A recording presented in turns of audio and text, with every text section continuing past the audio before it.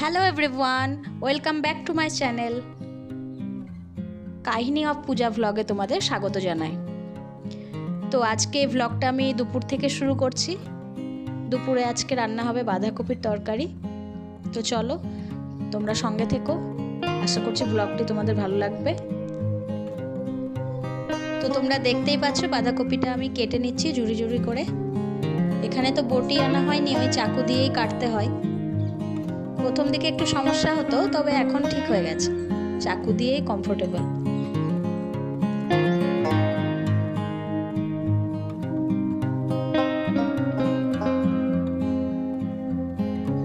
তো বন্ধুরা দেখতেই পাচ্ছ আমার বাঁধাকপি কাটা কমপ্লিট। এবারে বাঁধাকপিতে দেওয়ার জন্য কিছুটা টমেটো কেটে নেব। দেখো কি সুন্দর আমি ফুলের ডিজাইন করে সাজিয়ে রেখেছি টমেটোগুলো, দেখতে কি ভালো লাগছে তাই না? বাঁধাকপি আমি এখানে বসিয়ে দিয়েছি,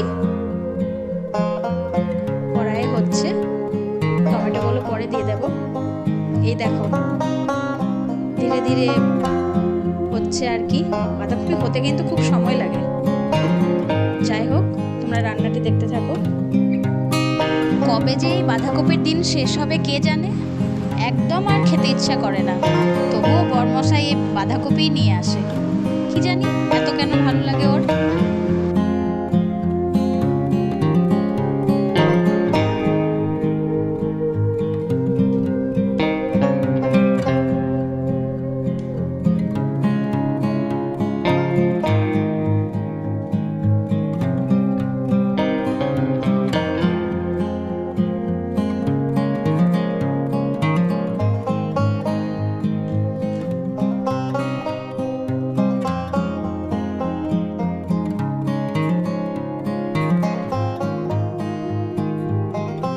তো বন্ধুরা আমি এখানে সানরাইজ গরম মশলা একটু মিক্স করে নিচ্ছি, এতে টেস্ট কিন্তু ভীষণ সুন্দর হয়। বাঁধাকপি আমার কমপ্লিট।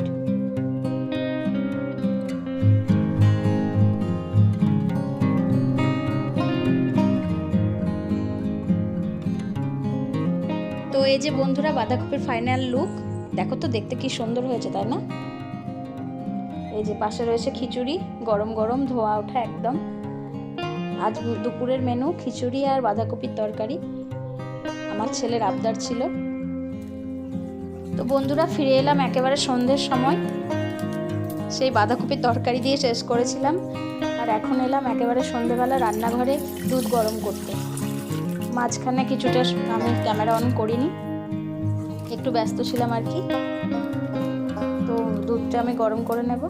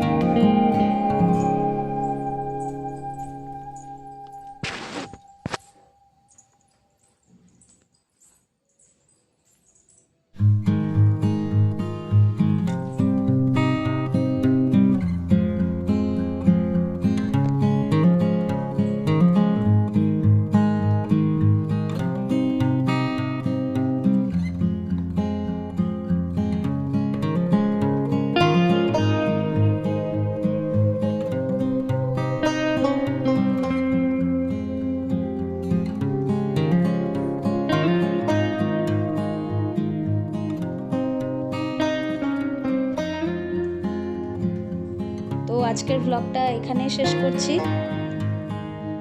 যদি ভালো লেগে থাকে please to like, comment and share. তো আজকের মতো টাটা।